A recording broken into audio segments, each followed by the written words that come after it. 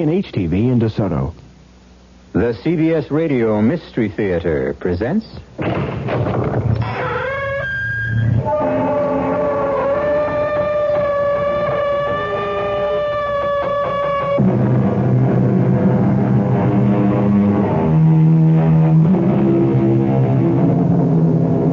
Come in.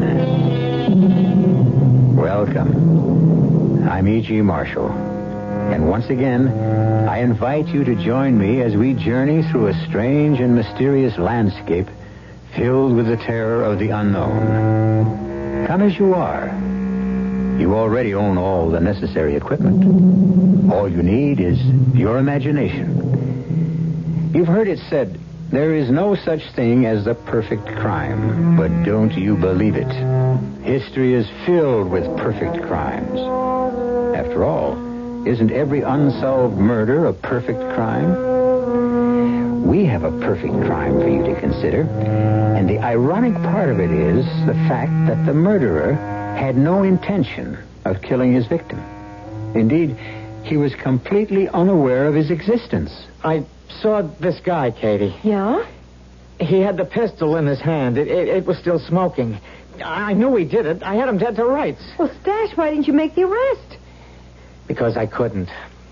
You see a guy kill somebody, you're a cop, and you don't move in to make the arrest?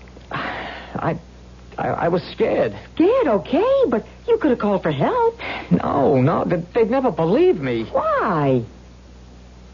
Because this guy's name is Aaron Burr. Oh, I don't care if his name is King Tut. Well, he's as dead as King Tut. Aaron Burr died in 1836. Then how could he have killed somebody this morning? He did, Katie. Believe me. He did.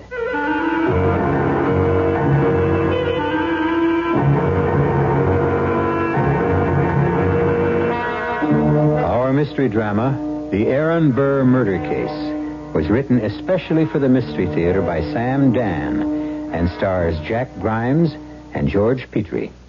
It is sponsored in part by Buick Motor Division and Contact, the 12-hour cold capsule. I'll be back shortly with Act One. Give your hand to a friend. Give your heart to your loves.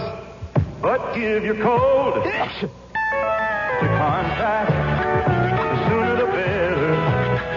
The common cold is a rotten thing. You miss so much. Sneezing, drips, and congestion can drag you down. Then, ask yourself the contact question. 6 or 3 or 1. You'd need 6 cold tablets, 2 every 4 hours, or 3 ounces of Cold's liquid, 1 every 4 hours, or just 1 contact for up to 12 hours continuous relief of those symptoms. That's daytime, then nighttime relief. Both the others have things for aches and fever, and the liquid, something for coughs. Not found in Contact 600 tiny time pills. Give your cold to contact. 6 or 3 or 1. Take Contact. Only as directed. For some people, falling asleep at night is just as hard as waking up in the morning. If a noisy bedroom clock is keeping you awake, here's good news. True Value hardware stores have something to make falling asleep a little easier. Frank Lieber here to tell you that they have a General Electric Chronotle digital alarm clock. Its large digital numbers rotate smoothly and quietly. They don't flip, so there's no noise to keep you awake. Comes in a compact case, just 7 inches wide, so it'll fit most anywhere. It's just $9.88. And True Value hardware stores have something to make waking up in the morning a little more pleasant. The GE lighted snooze alarm clock wakes you, lets you snooze a few minutes, and wakes you again. Has an easy-to-read lighted dial, a sweep second hand, and comes in a smartly styled case. It's just $5.88. Get a GE alarm clock for yourself or someone on your Christmas list. They're just a few of the values you'll find at the participating True Value hardware store nearest your home.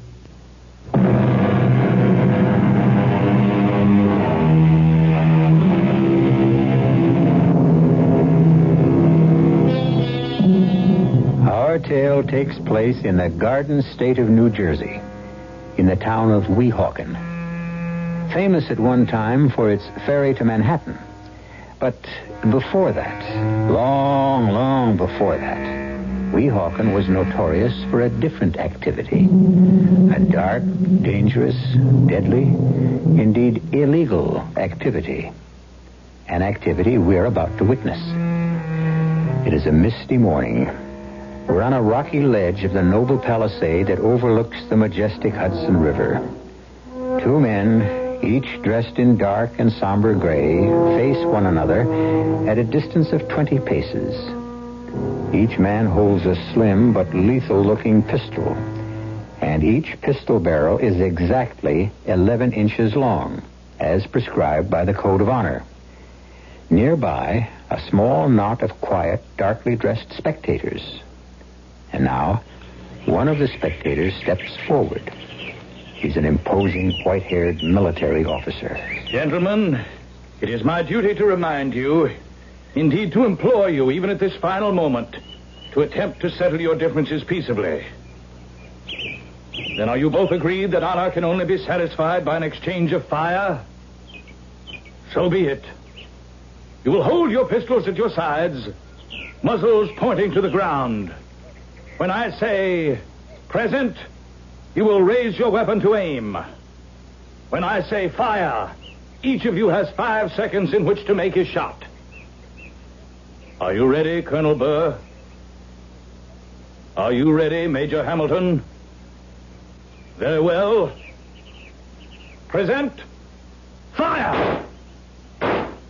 Cut! Print it! Marvelous, marvelous.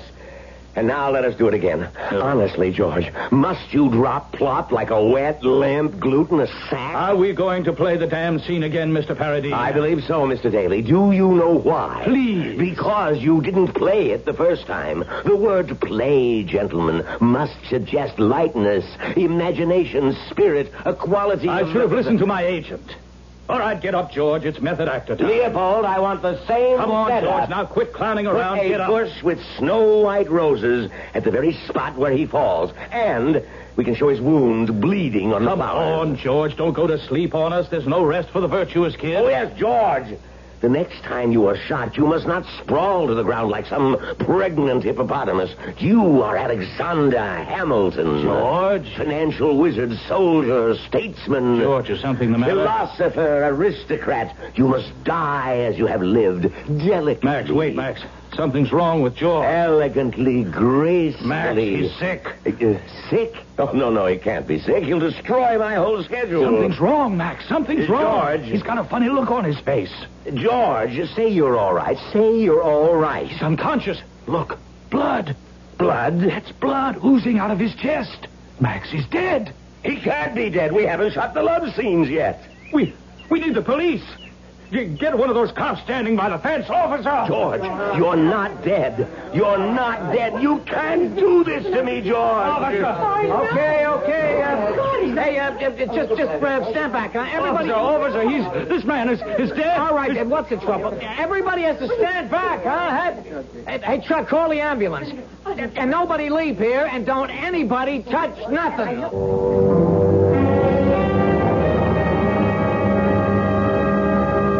Lieutenant, he was lying on the ground. I didn't think anything of it until I looked very closely, and he was dead. Thank you, Mr. Daly. Is that all? For now. Am I, free to leave, Lieutenant? You're free to go, but you're not free to leave the location, I believe you movie people call it. Thank you. Yes. Swoboda. Yeah, Lieutenant. Who's this actor who played the other part? Aaron Burr. You seem to be an expert on this picture, Officer Swoboda. Well, I tell you, Lieutenant, I've been watching so much, I think I know everybody's lines. Well, maybe this is your big chance to get into the movies. Yeah, no, not me, Lieutenant. You know, when the precinct gave me this special duty, I thought it'd be a piece of cake. These guys work too hard. They shape up before it even gets light. Well, Hollywood's lost, we Hawkins gain. Now, who did play Aaron Burr? Well, everybody heard of him, Tony Bellows. Now, we'll see him, but first, send in that one who's doing the St. Vitus dance outside. Oh, Mr. Maximilian Paradis. He's the big wheel. Yeah, well, let's start him spinning and see what we get. Okay, Lieutenant. Mr. Paradis? Yes?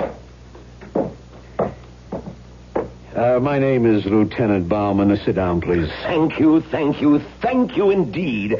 Thank you for extending me hospitality in my own office. Oh, well, I'm sorry we took over your trailer, sir, but we needed a headquarters for this investigation. Your name is Maximilian Paradine. Everyone knows that.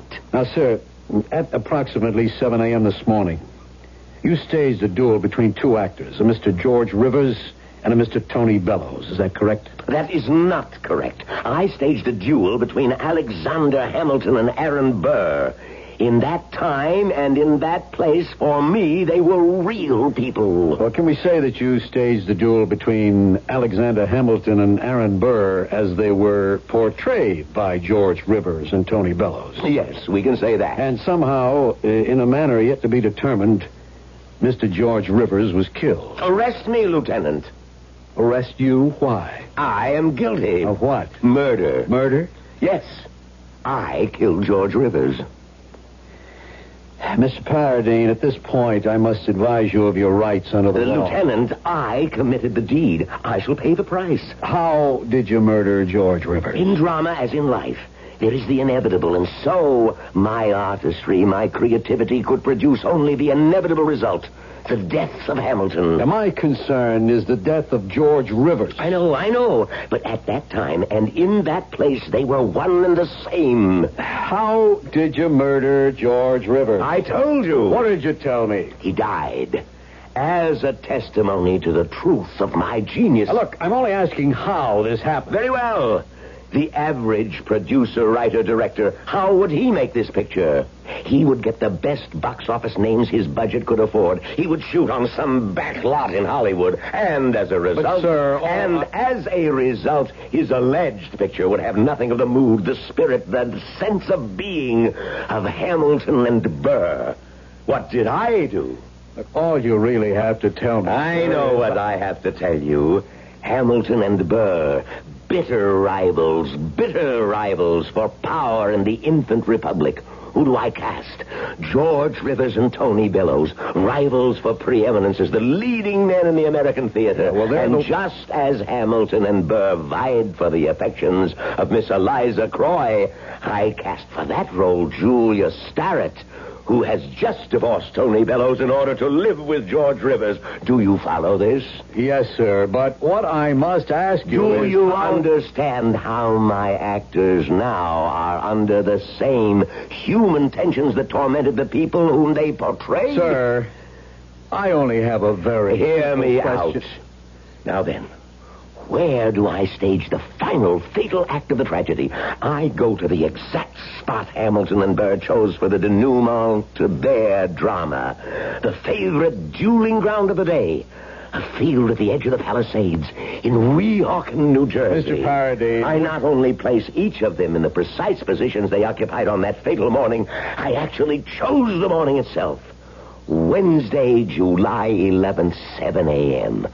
So, you see... Everything is exactly as it was. The hatred, the tension, the time, the place, and therefore the absolutely inevitable result. Well, what? What is the procedure? I have just confessed to murder. What I'm waiting for you to tell me is how you killed him. How I killed him. He died because a pistol ball pierced his heart. Now, someone inserted that ball into the pistol that was fired by Mr. Tony Bellows. That someone is the murderer. Now, sir, is that someone you? No. Then you are not the killer. No one could have placed a ball into that pistol. Why do you say that? Because there is no place to put a ball and no way to fire it. How can you say... how can I say that? Simple. I provided these pistols myself. For all that they look authentic, they are only cap pistols. Now, this is the pistol that fired the shot. Are you telling me it's not real? That's exactly what I'm telling you. I'm sorry, Mr. Paradine. This is an authentic pistol, and it has been fired. That's impossible, Lieutenant. Here, look. Let me show you why it... Yes? Lieutenant, this isn't the pistol that I gave it. It isn't the same pistol. It isn't the pistol I had the prop department make. Yes, Lieutenant. Where'd you get this pistol? Well, it was lying on the ground, Lieutenant. Where?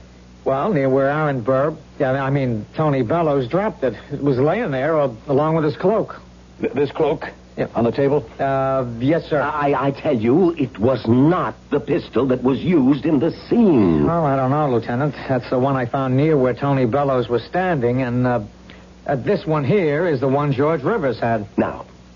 Now you can see. That's the make-believe pistol. There were two of them.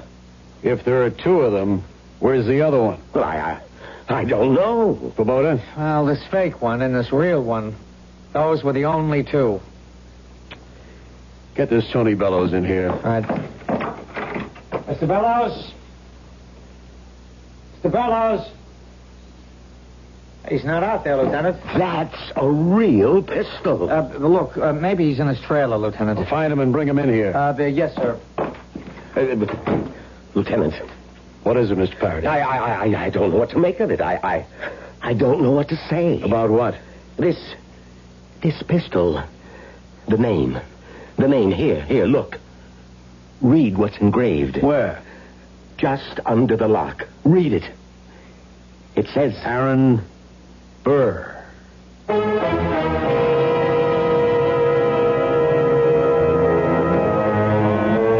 That's what it says. Aaron Burr. Well, you might say, if this is the exact spot, Aaron Burr might have dropped it there or lost it there many years ago, and that's what... But no. This is no rusted, rotted relic. Indeed not.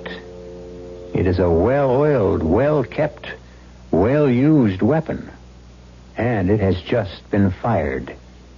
But who fired it? Well, we still have 2 acts to go. Maybe we'll find out when I return with Act 2 in just a few moments. Ever see a beer drinker pour his beer real easy down the side of the glass? Maybe you do it yourself.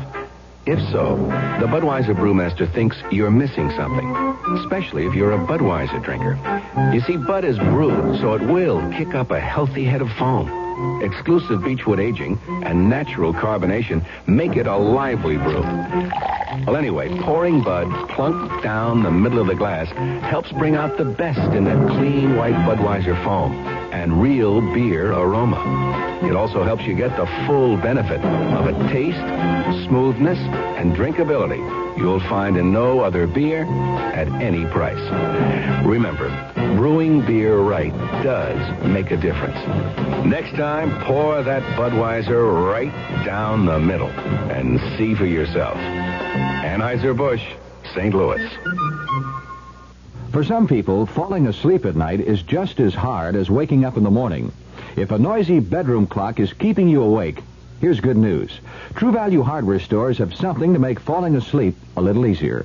Frank Lieber here to tell you that they have a General Electric Chronotel digital alarm clock. Its large digital numbers rotate smoothly and quietly. They don't flip, so there's no noise to keep you awake.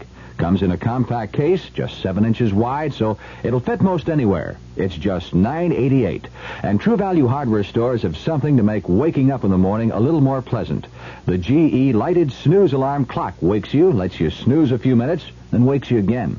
Has an easy-to-read lighted dial, a sweep second hand, and comes in a smartly styled case. It's just $5.88.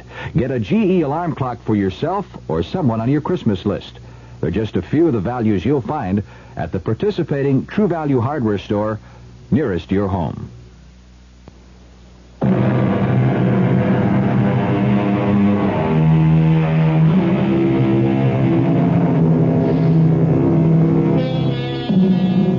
Mr. Maximilian Paradine, an authentic genius of the films, is shooting a motion picture on the duel between Alexander Hamilton and Aaron Burr. And shooting seems to be the literal word for it, since George Rivers, who plays Alexander Hamilton, fell to the ground dead. He is dead because Tony Bellows, who plays Aaron Burr, evidently did not fire the prop pistol, which is a harmless replica, but a real lethal weapon. To complicate the situation, there is a name inscribed on this real pistol. And what is the name? Yes, you're staying with us. It's Aaron Burr.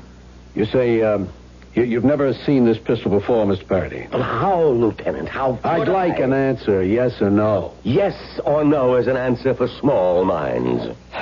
To the best of your knowledge, Mr. Paradine, have you ever seen this pistol? No, never. This is Aaron Burr's pistol. How do we know? It says so. His name is on it. How did it get here?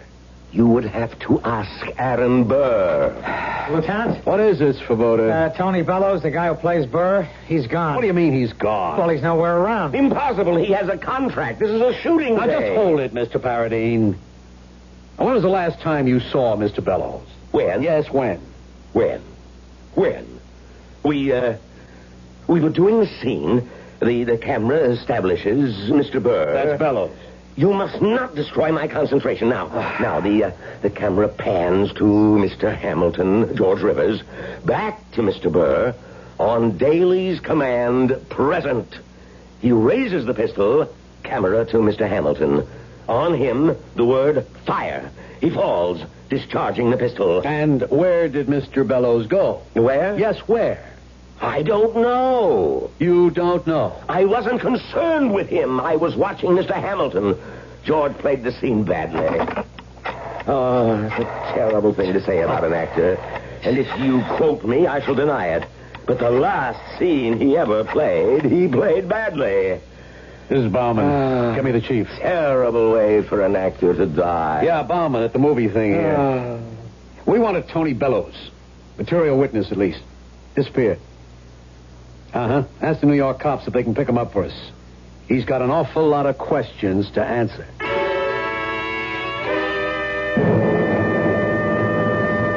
Now, Mr. Daly, you were the closest person to both parties during the dueling scene. Yes.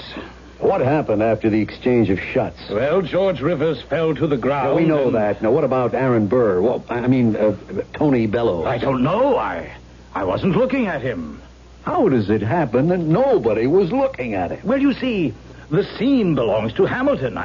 George Rivers. So nobody can tell me what happened to Tony Bellows. Did he say or do anything at all this morning that might have seemed unusual in any way? Well, I don't know. Oh, now that you mention it, I didn't see him until he was in place for the scene. Mr. Paradine, do your people have to report in or check in or shape up in any way? Well, there's a makeup call, but... But what?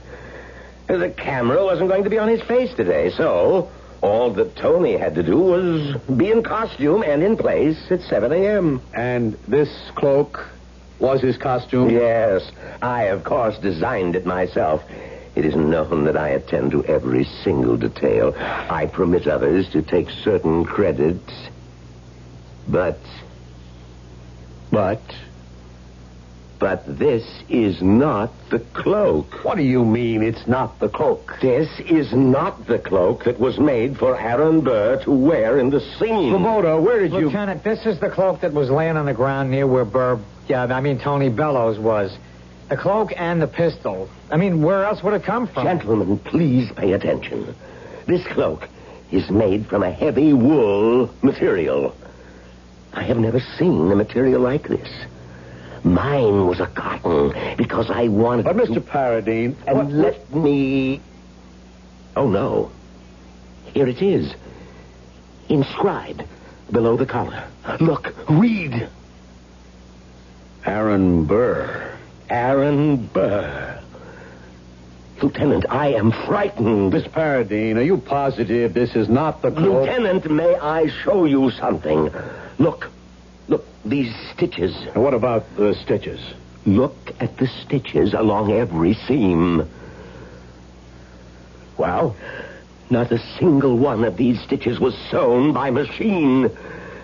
This is not the cloak that was worn by Aaron Burr this morning. Svoboda? Yeah, but it's the one I found. If it wasn't lying there, where would I get it? Lieutenant Bauman. Yeah. Where? Yeah, right now.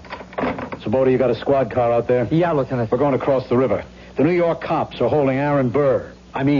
Tony Bellows.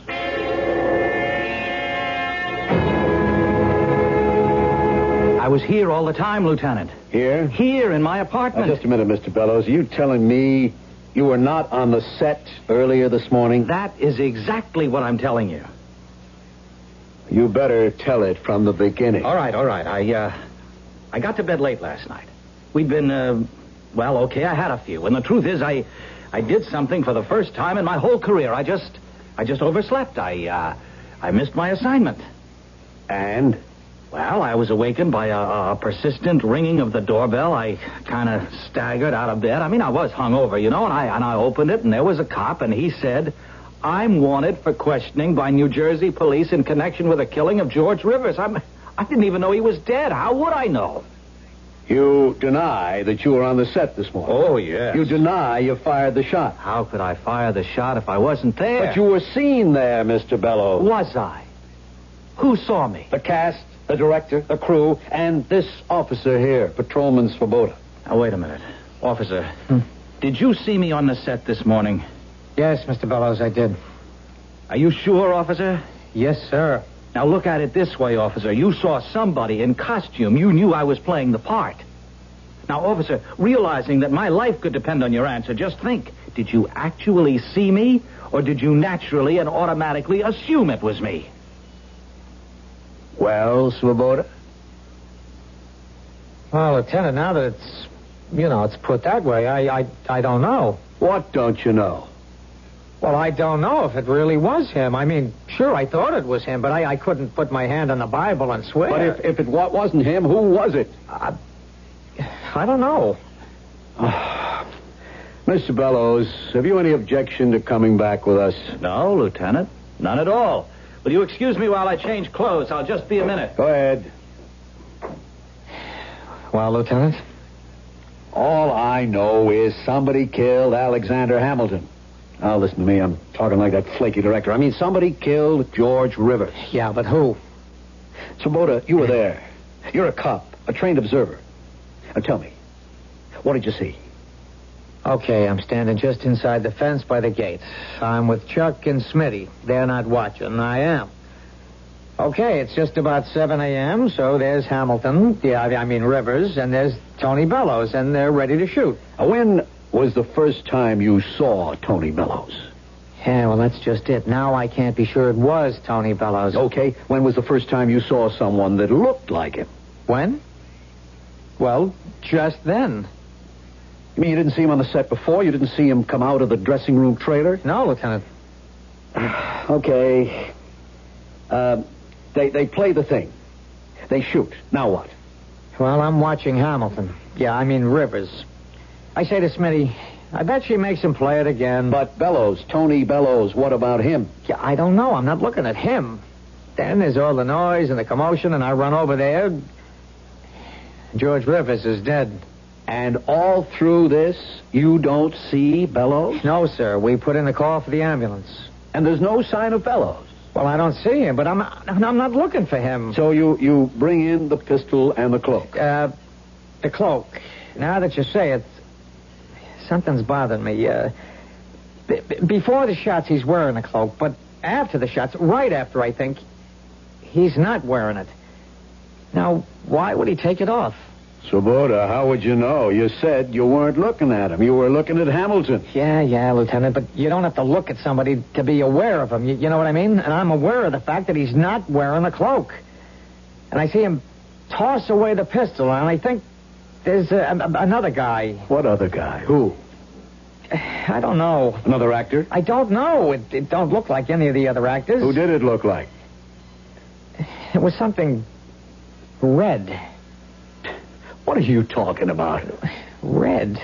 Why should I be thinking of the color red? Svoboda, this other guy, who? If there really was another guy. Svoboda, don't you go kooky on me now. I'm trying to think, Lieutenant. I'm trying to remember.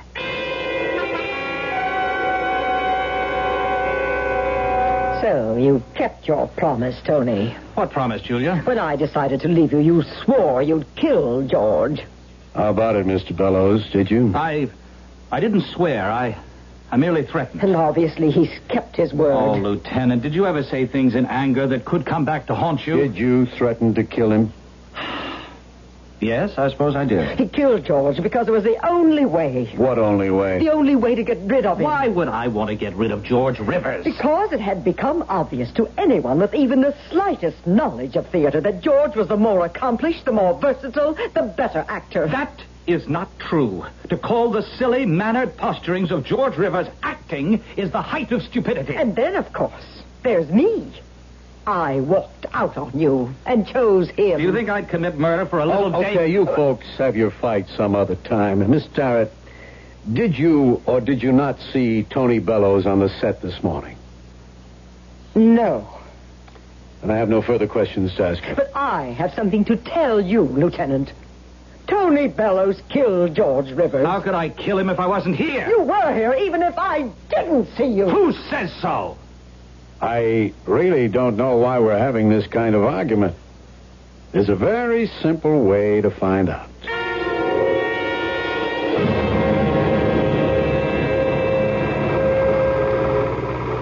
Hold it right there.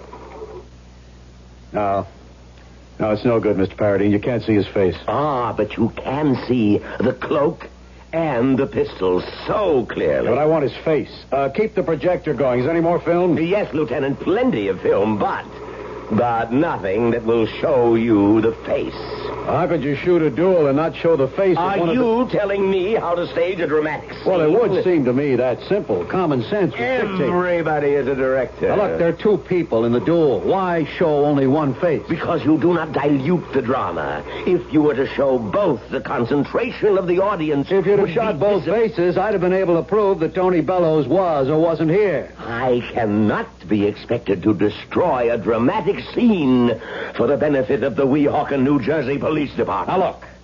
Somebody played that scene with George Rivers this morning. Now, if it wasn't Tony Bellows, who was it? Who played the part of Aaron Burr?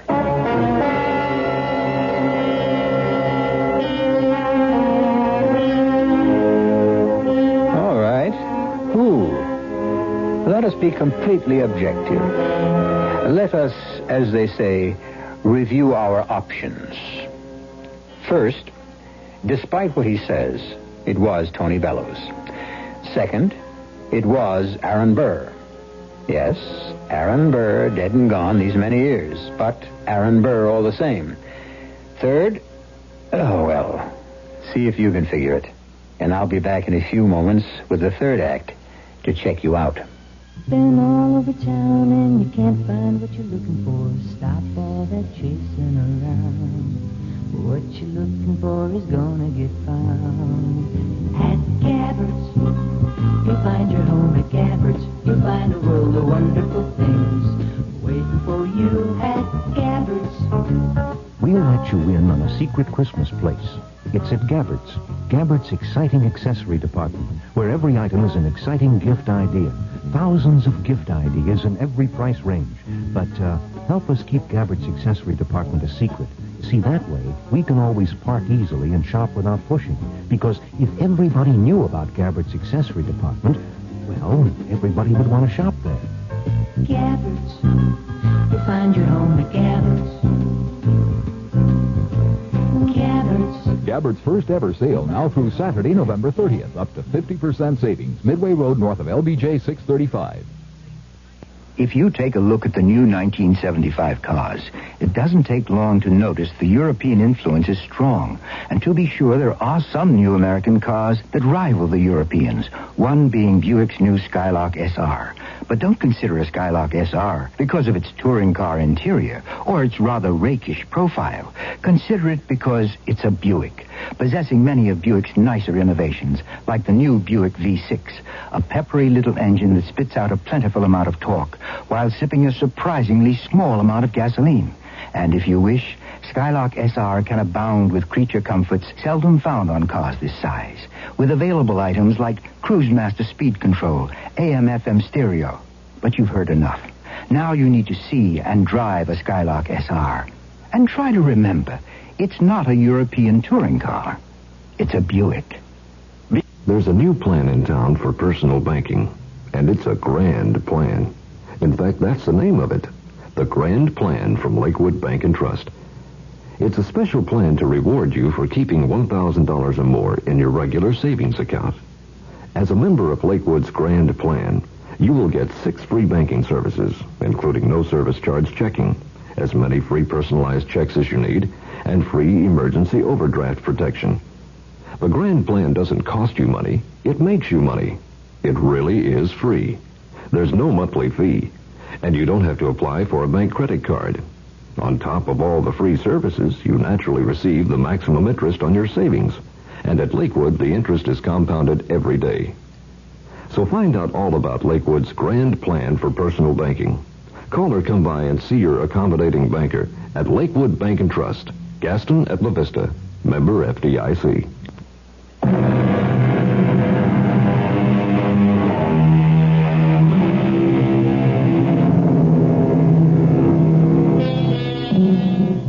George Rivers and Tony Bellows, 2 actors who hate each other in real life, are playing the parts of Alexander Hamilton and Aaron Burr, 2 people who also hated each other in real life.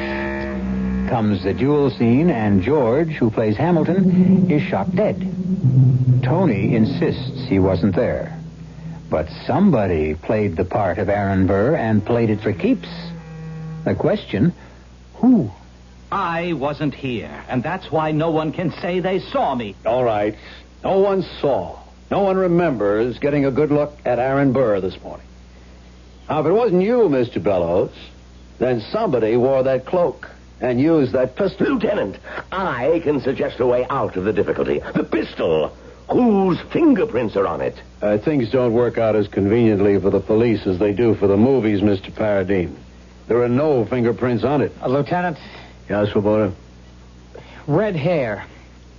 Why do I remember a guy with red hair? Bright red hair. Mr. Paradine? Anybody with red hair in the company? Red hair? Yeah. No. My philosophy is to use a redhead only as a lead. You see, if anyone else had red hair, it would... Yeah, I know. It would detract. What about this guy with red hair, Swoboda? I don't know. I'm just trying to put it together in my own mind.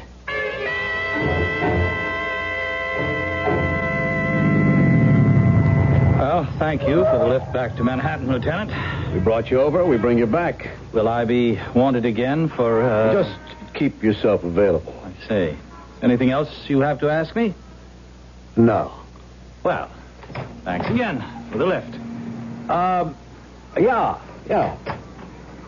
How have you been getting back and forth from here to Jersey? Oh, there's nothing to it. By car, get onto the West Side Highway, into the Lincoln Tunnel, and there I am in Weehawken. And, how long does it take you? Oh, early in the morning, no traffic, 20 minutes. Oh, I think I see what you're driving at. Oh, I'm not driving at anything. Where do you keep your car? They have a garage in the basement of the apartment house. Well, see you around, Mr. Bellows. Yeah. Once again, thanks for the lift. Well, while we're here, we'll ask. You in charge of this garage? Oh, I ain't in charge of nothing. I just work here. Police? Yeah, I know. I can always tell a cop. What time did you come on in the morning? 8 o'clock? Who's on before you get here? Nobody. The night man quits after he washes the cars. And what time is that? Well, I guess it's all done by 3:30, 4 o'clock. So if someone picks up his car between 4 and 8 in the morning, there's no one here. That's the way it goes. When you got here at 8 o'clock, was Tony Bellows' car in the garage? Yes, sir, it was. And talking about Tony Bellows' car, I'm washing it now. I see. Anything else? Yeah, I noticed on the blackboard there you got some names. Mr. Bellows is one of them. What does that mean?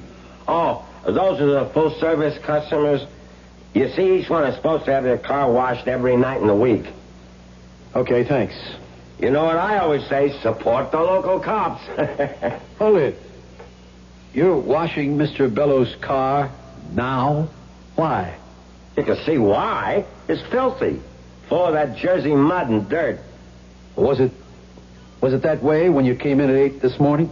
It's been that way all day. It's the first chance I had to get at it. But if the night man washed it last night and it hasn't been used since, then how did it get so muddy? Could he have forgotten to wash it? Who, Jerry? We call him Jerry the Elephant. He never forgets. And so, in the confusion after the shooting, you sneaked off the set. I did not. You got into your car. No. You drove back across the tunnel and into your garage, and you were upstairs before the day man showed up. It isn't true. But you forgot one thing. The car is washed every night. You got it dirty when you took it out. I didn't take it out. Then how did it get full of mud? I don't know. Yes, I do. The night man didn't wash it. He swears he did. Oh, he's lying. Plenty of times he forgets or he's too lazy. And I pay good money for that service. You're not getting your money's worth. Why didn't you complain? Well, I did. To whom? To his boss, naturally. If we asked his boss, would he remember your complaining? If the night man makes a habit of forgetting to wash your car, wouldn't the day man notice? Should we ask him? What would he say? Let me alone. Just let me alone. I didn't kill him. I did not kill him. Yes, we'd better let you alone for a while. Have something to drink. Relax. Think about it.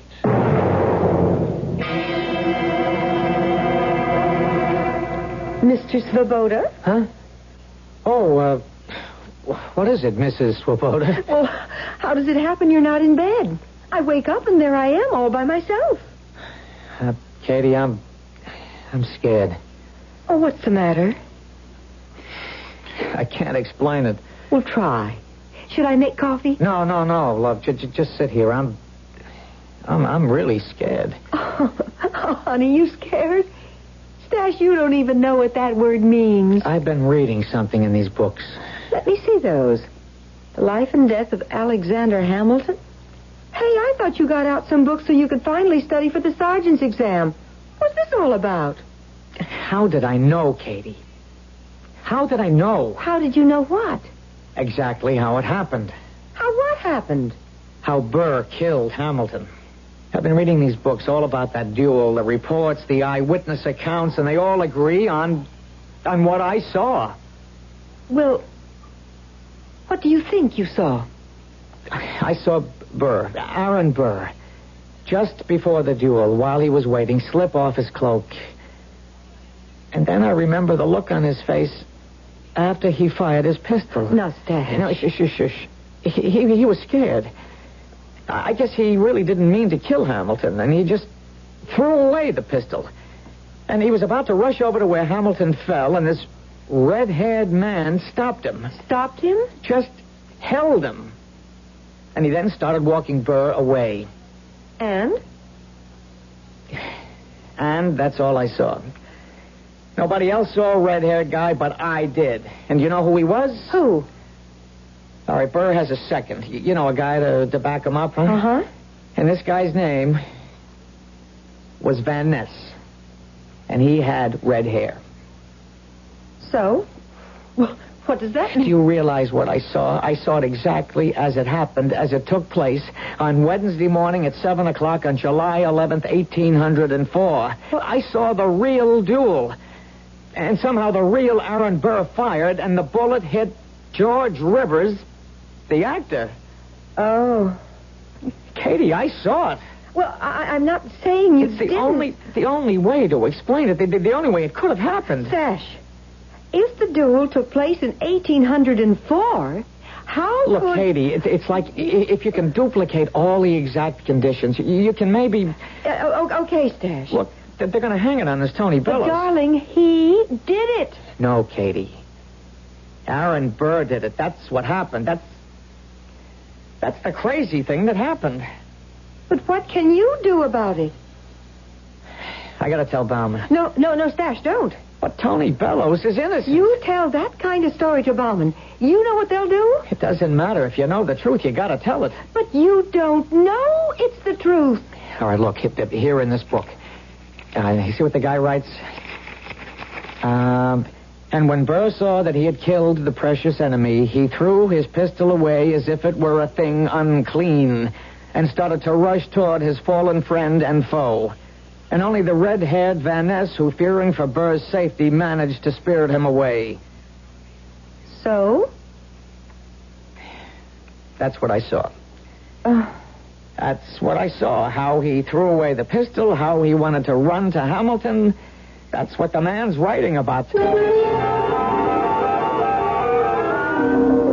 And And you say you actually saw Aaron Burr? It's the only thing that makes sense, Lieutenant. And somehow they were back in 1804.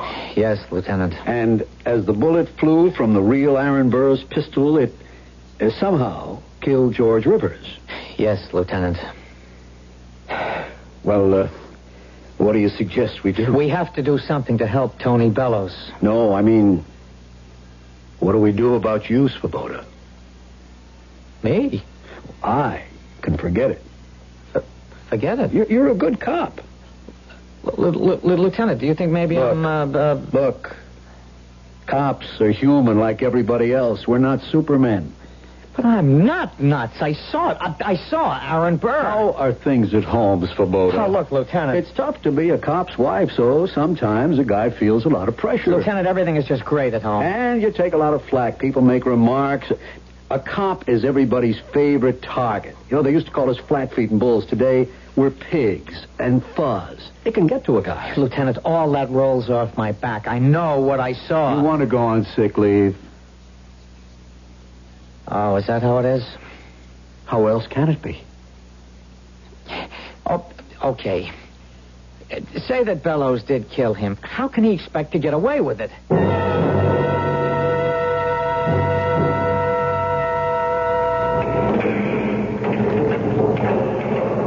I'll let you know when I'm ready to leave, guard.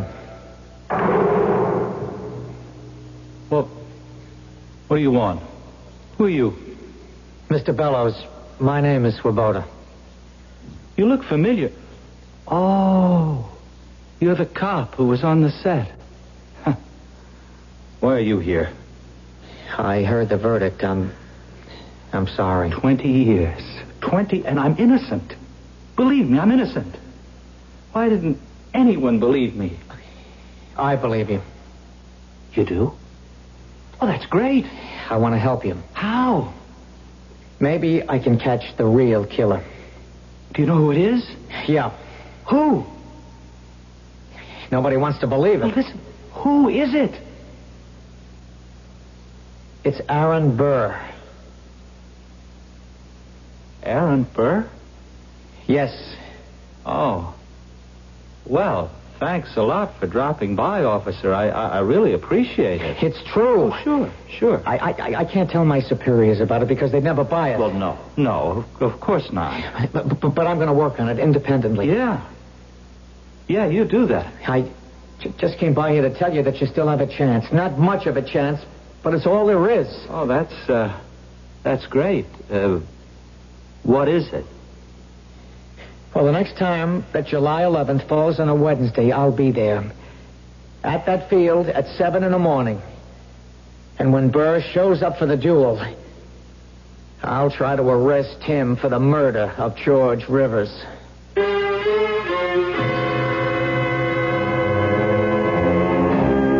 That will be 7 years from now. At that time, hopefully, we will bring you the story. After all, what is time? As the philosopher says, 'tis but a wheel that turns round and round, and it always moves backward in order to go forward. What we have seen, we shall see again. I'll be back shortly. From 17 to 25, young minds are so alive. They see things that others may not see. College is the place they learn the things they'll need when it's their turn to show the way to you and me. College is a place where the future of America is being built right now. But colleges are in financial trouble, and they need all the help that you and I can give them. The dollars you give to the college of your choice are an investment in America's most important asset, the minds of her children. So please, give to the college of your choice now. From 17 to 25, young minds are so alive. A public service message of this station and the Advertising Council.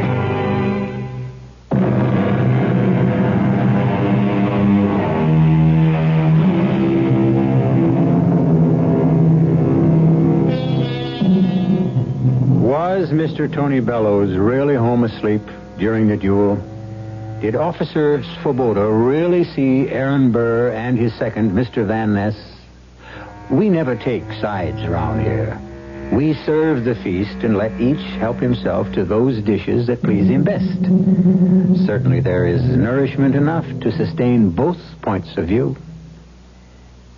Our cast included Jack Grimes, George Petrie, Joan Shea, William Redfield, and Leon Janney. The entire production was under the direction of Hyman Brown. And now, a preview of our next tale. I knew there was something mysterious going on in this house. Something was wrong. Maybe it wasn't as deadly as Mayette had claimed. But I felt certain it wasn't as innocent as her father had asserted. And I also knew that I wasn't going to rest until I found out. I got out of bed and dressed myself. And I walked quietly to the door. And I turned the handle.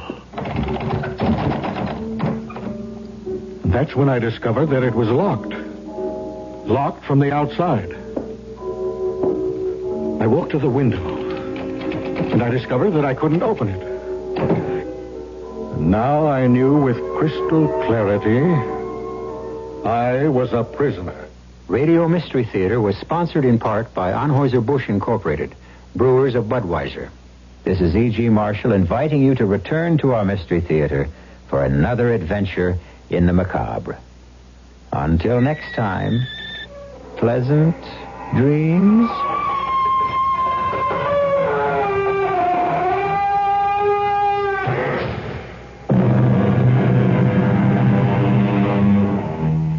We're lowering a brand new 75 Toyota Corolla two-door standard sedan, Toyota's lowest priced car, to the bottom of one of the lowest points in the Western Hemisphere, the floor of the Barranca de Cobre Canyon. Easy does it. Beautiful.